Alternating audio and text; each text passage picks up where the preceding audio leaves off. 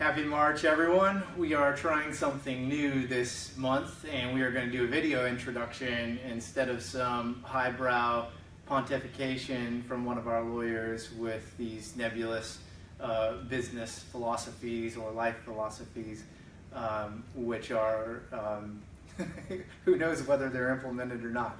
But I got something for you that will pay off this month if you follow these hot tips. These are the 5 things that you should consider when you're filling out your March Madness bracket pool.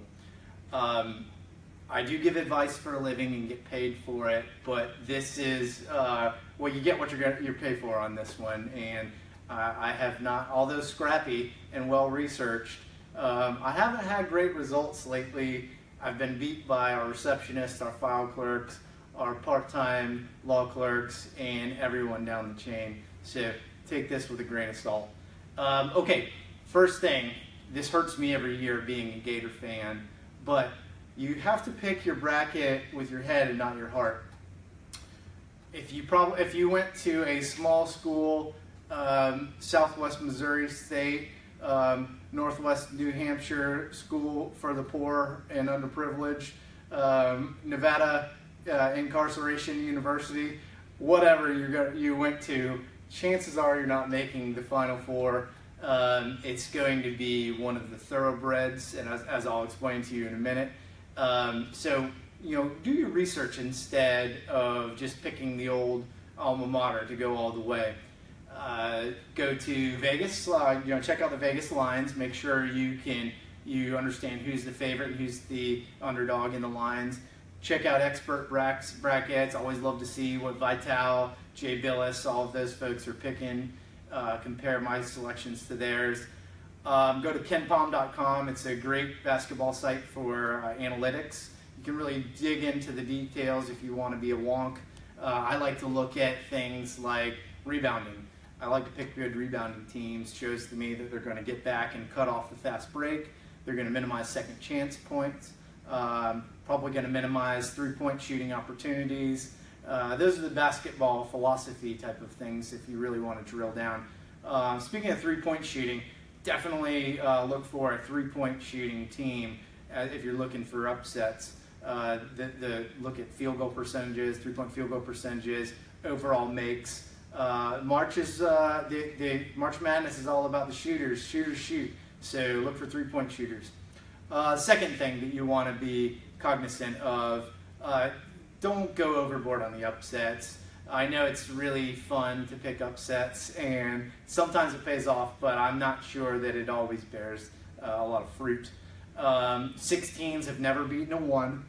This ain't going to be the year, so don't be that guy or gal. 12s over 5s have been a trendy pick every year, and it seems like that happens every year, but know that no 12 has ever made the grade 8 before, and I want to say less than a handful have ever even made advanced.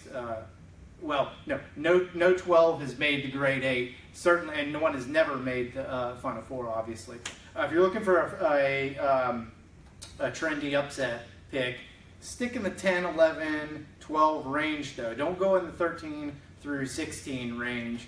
I got some stats that'll bear that out. So, being a lawyer, I look into these things.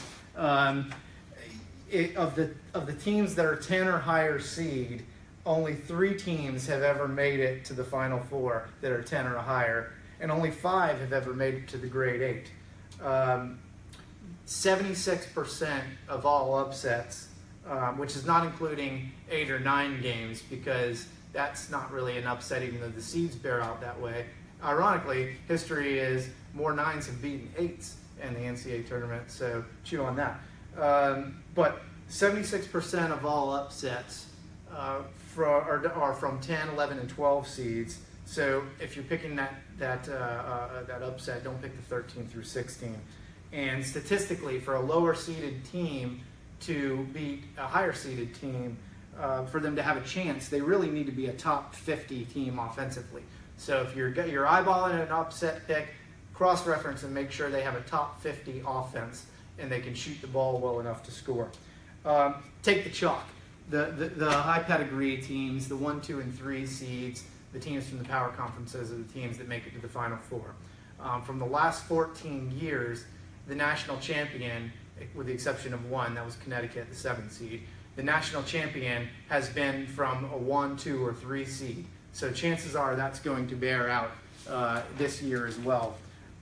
Every winner in the past 14 years, since 2000, I believe, was from a top 25 team at the end of the year and a power conference team, one of the 8 power conference teams. So look for that as you're picking your national champion.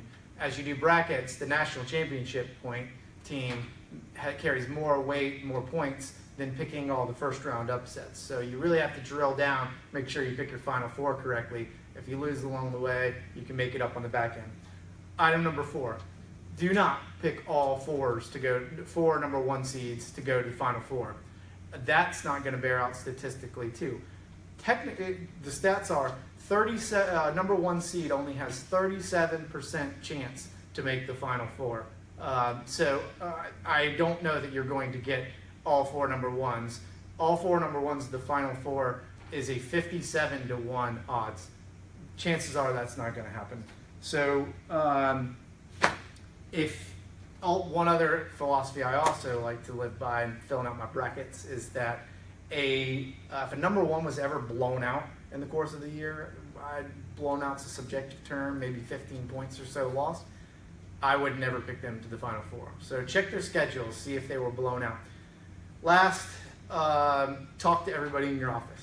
Talk to your neighbor, talk to the janitor, talk to anybody who's putting out a bracket. Make sure you're gathering all the intel on the street, figure out how they're picking, and you can set up your bracket comparatively. Make sure if you're deviating from the norm, that's a reasonable deviation. No risk, no reward though, so think about that as you're completing your brackets. Good luck to you. March is a fun month. March Madness is great. I love NCAA sports. This was a one-take intro. All my intros from now on, I'm going to try to do one-take intros. So thank you for listening. Have a great month.